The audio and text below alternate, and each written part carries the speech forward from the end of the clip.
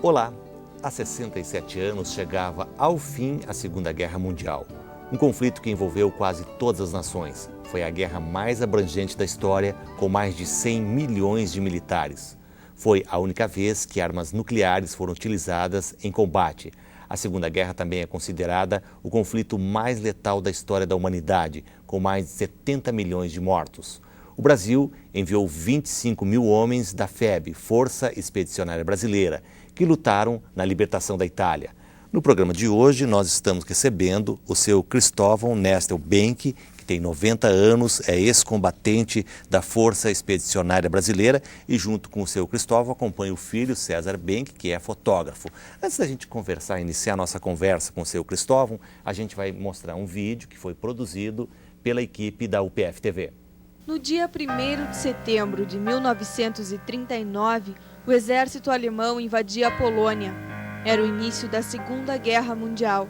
Inglaterra, Estados Unidos, União Soviética e China eram os países aliados. Eles lutavam contra o nazifascismo de Hitler e Mussolini. Queriam derrotar os países do eixo, a Alemanha, Itália e Japão.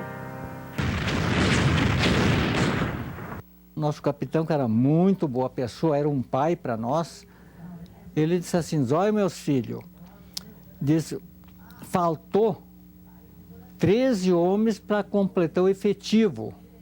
Então, esses 13 homens vai sair dos 50, né? Agora, o que o coronel mandou eu escalar vocês, mas meu coração não dá para isso. Bem assim nos disse. Então, vou mandar a relação lá para o coronel, e aquele que ele escalar, não venha chorar para mim. Bem assim nos disse. Dito e feito. Caí eu no sorteio, nos 13. Então, eu não fui voluntário e nem escalado, foi sorteado. Foi muito melhor nós atacar o inimigo lá fora do que atacar aqui dentro, né? Se eles chegassem a entrar no Brasil, seria muito pior. Que aí ia sofrer o nosso povo, aqui, nosso civil, né? E assim nós fomos atacar, fomos vencer eles lá fora. Foi um preparo de praticamente de 3 a 4 meses, 3 meses, um preparo para uma guerra, para o melhor exército do mundo que nós ia lutar, né? Para nós se preparar em 3 meses, rapidamente assim, foi muito sofrido, foi muito apertado as instruções dia e noite quase, e para o preparo. Então a gente não tinha quase nem tempo de pensar no que ia acontecer, o que não ia acontecer. A gente só pensava em se preparar para se defender e vencer, né? Muitos colegas que enfraqueceram, né? E ficaram doentes, enlouqueceram, ficaram antes de entrar na guerra, né? Quase que o preparo do pessoal, as instruções, foi mais apertado que a própria guerra mesmo, em combate. Nós fomos num navio General Neiga, ele levava 5 mil homens, fora a tripulação. Além disso, nós tivemos que ir por alto mar, porque era tudo minado, né? Os mares, as costas, tudo era minado. Daqui até a divisa de Equador, era um calor horrível, não se pode, até morreu gente de calor, o calor era muito. Depois de Equador para lá é que começou a melhorar, porque esfriou, né?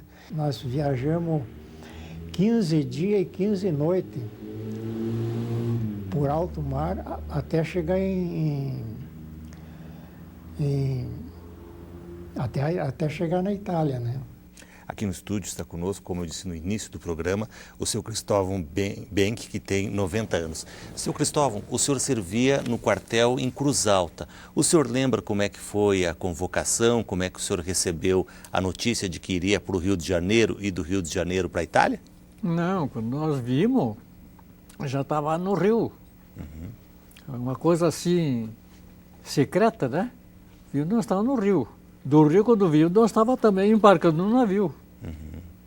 Chegaram a dizer para os senhores por que estavam indo para o Rio de Janeiro? Disseram que estavam sendo chamados para ir para a guerra? Não diziam nada. Nada. E no Rio de Janeiro, daí o senhor embarca no navio, como disse o seu colega ex-combatente, e aí seguem para a Itália. Do navio? Isso, da viagem do Rio de Janeiro, daí embarcam no navio e vão para a Itália. Sim. Foi uma viagem longa. 15 dias e 15 noites. Só havia água e céu. Só havia água e céu. E estavam sendo levados, naquele momento, 5.000 homens. 5.000 homens. E quando desembarcaram na Itália, o que o senhor lembra da chegada lá? O que eu posso dizer?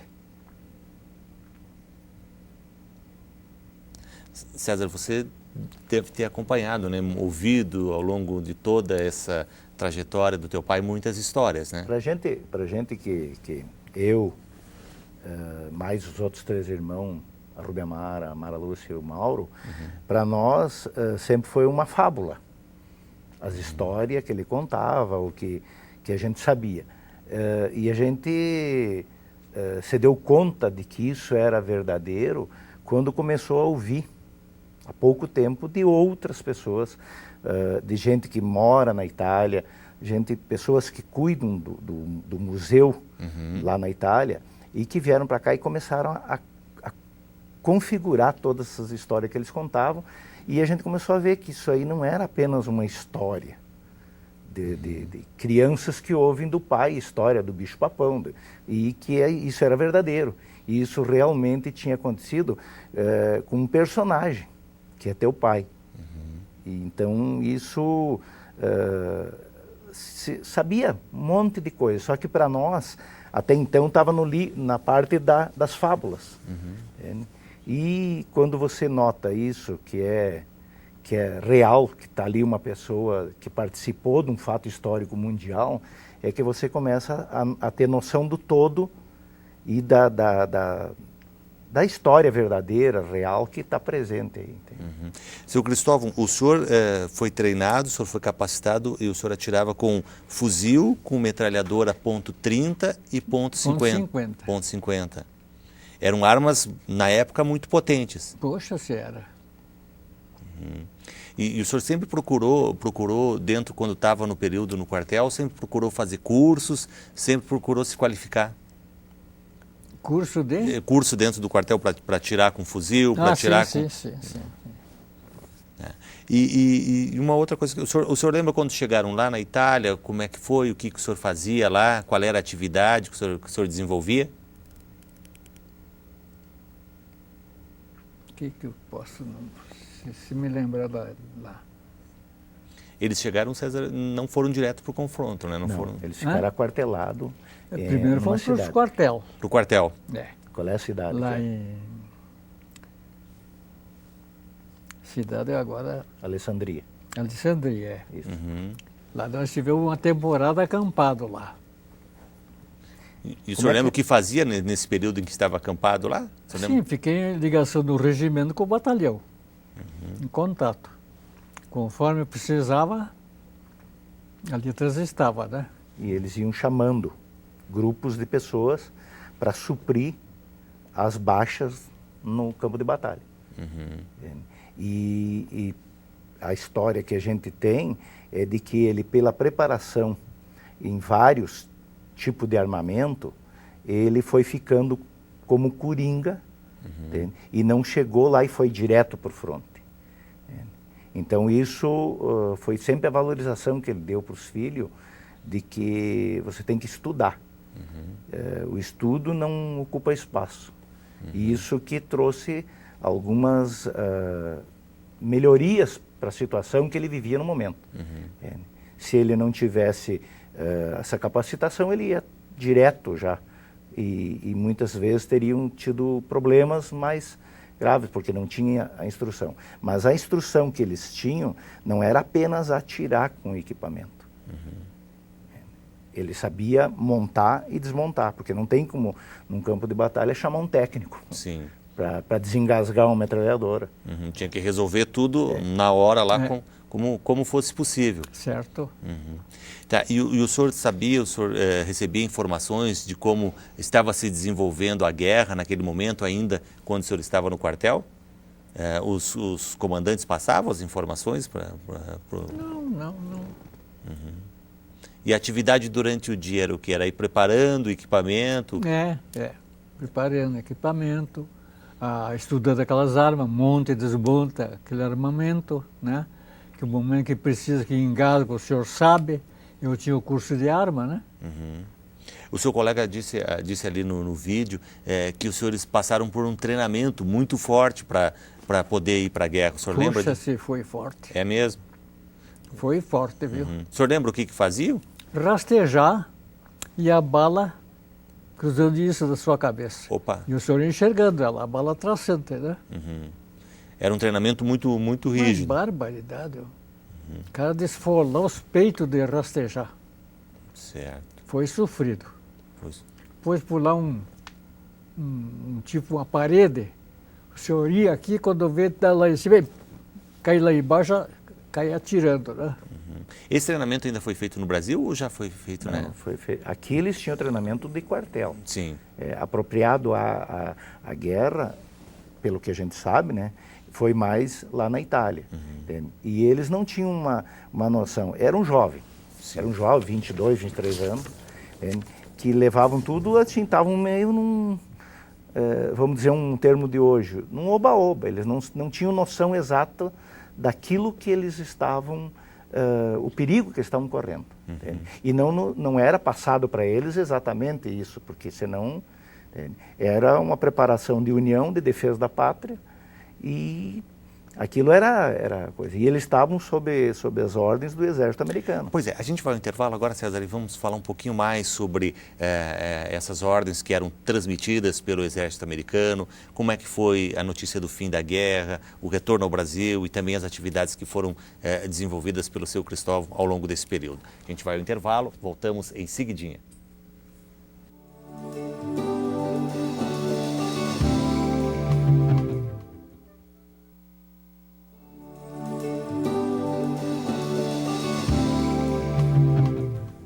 No programa de hoje nós estamos recebendo o seu Cristóvão Benck, que tem 90 anos, é ex-combatente da Força Expedicionária Brasileira e está acompanhado do seu filho, o César Benck. Seu Cristóvão, o senhor, lá os brasileiros estavam sob as ordens do exército americano. E o senhor sempre lhe chamou muita atenção a organização do exército americano. Muito bem organizado, muito bem. Por quê? O que lhe chamava a atenção? É a disciplina deles, né? A educação com nós mesmos, né? E eles tratavam bem os brasileiros? Muito bem, muito bem.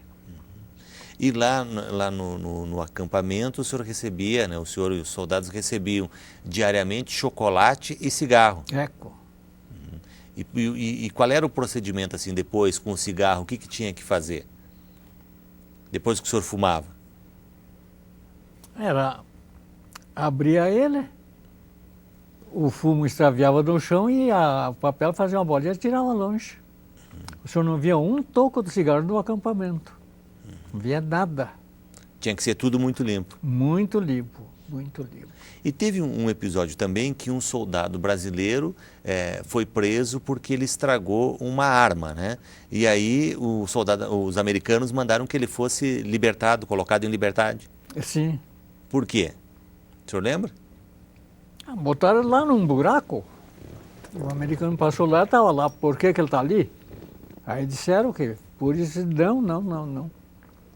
Uma arma, em poucos minutos sai pronto. E o soldado é 20 e tantos anos para poder entrar em ação. E o senhor lembra quando receberam, o senhor teve 20 dias diretamente no fronte de combate, né? Sim. O senhor lembra quando receberam a notícia de que havia terminado a guerra? Sim. Para nós foi uma satisfação, né? Terminou. Quem escapou, né?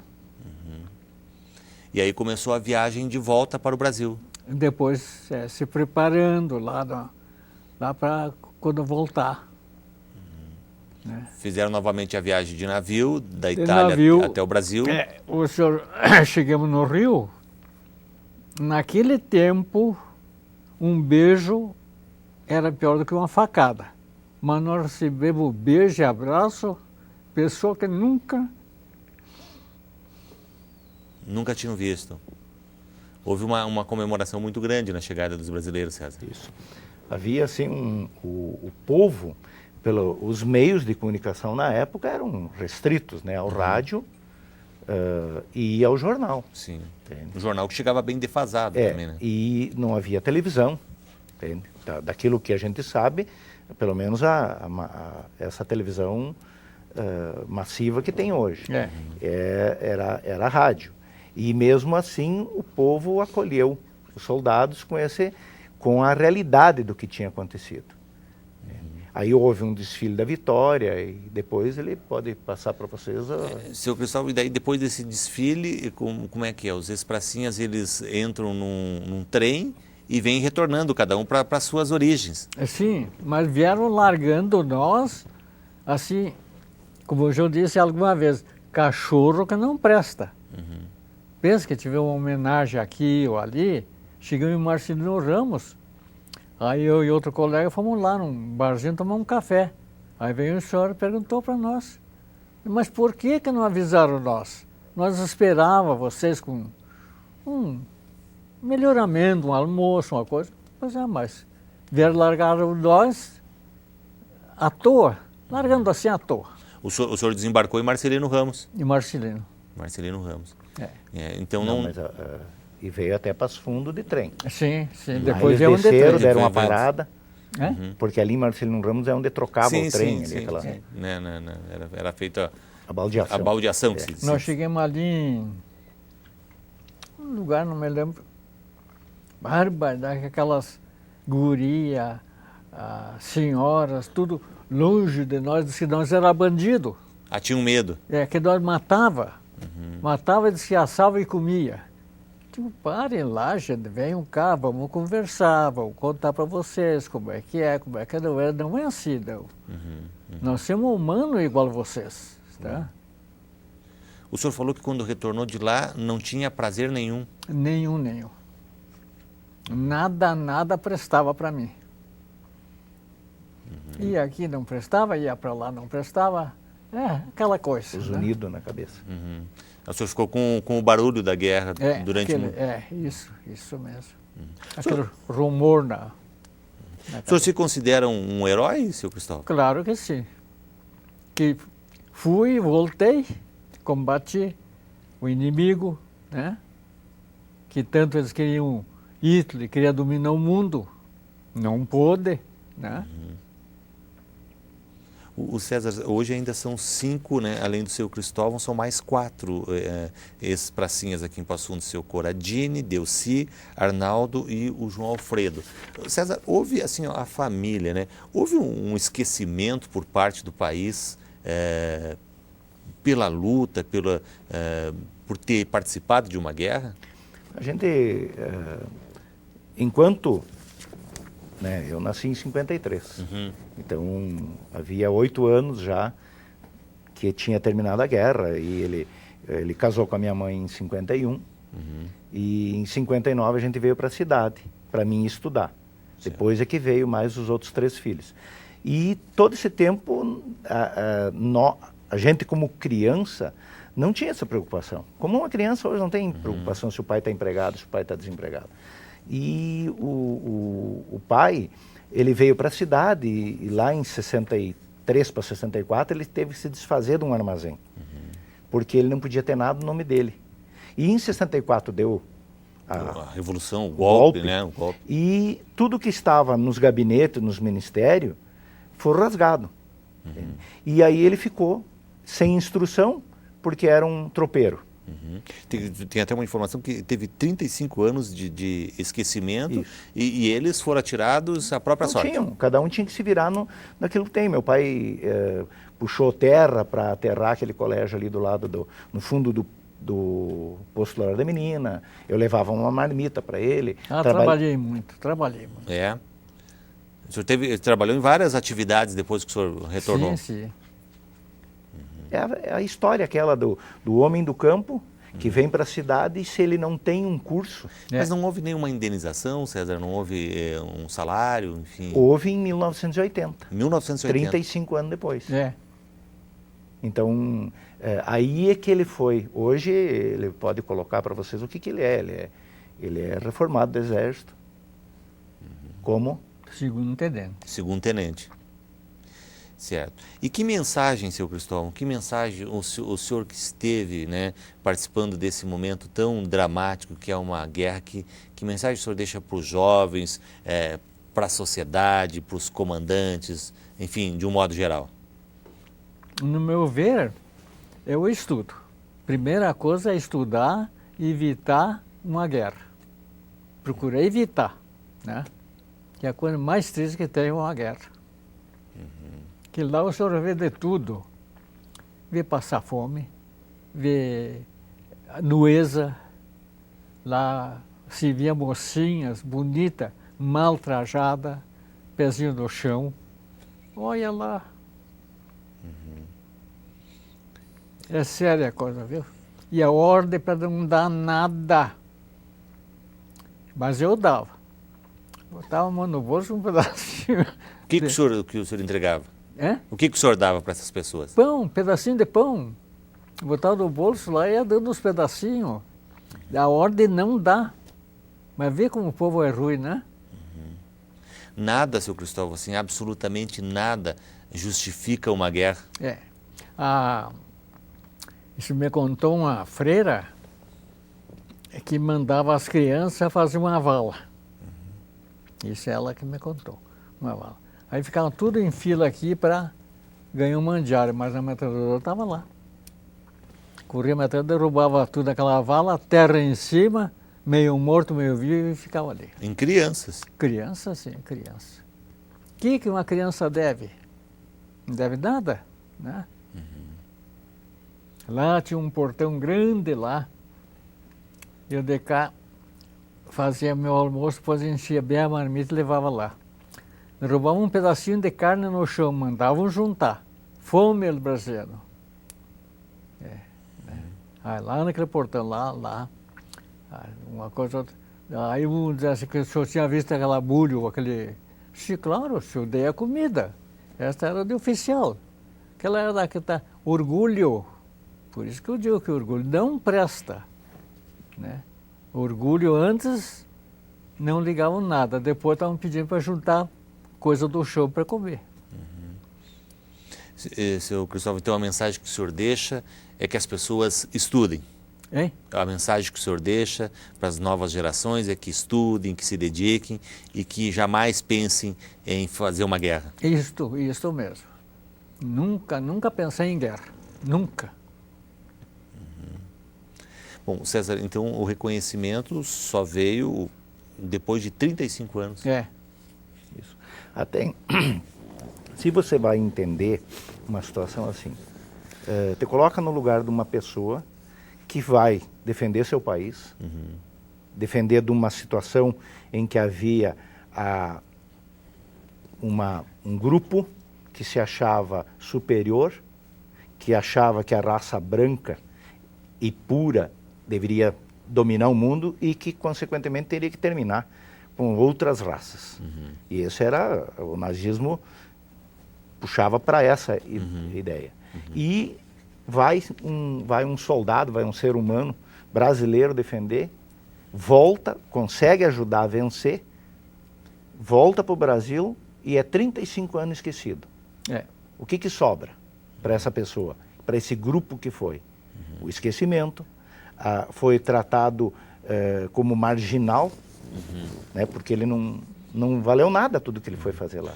Senhor Gustavo, mas o senhor tem consciência que o senhor cumpriu a sua missão em defender o país? Claro que tem. Isso foi o mais importante para o senhor? Claro. Que fui e ajudei a defender o nosso Brasil. Disso o senhor se orgulha? Claro. Tá bem, queria agradecer ao seu Cristóvão Benck, que é ex-combatente da Força Expedicionária Brasileira. Obrigado pela sua presença aqui conosco, contando um pouco da sua história. Obrigado também, César, do esforço, né, que fizemos para poder gravar o programa, obrigado pela tua atenção também. E queremos agradecer também a sua audiência aqui na UPF TV. Na próxima semana a gente vai estar de volta trazendo um outro entrevistado para falar um pouco mais e trazer informações com relação aos direitos que as pessoas têm. Até lá!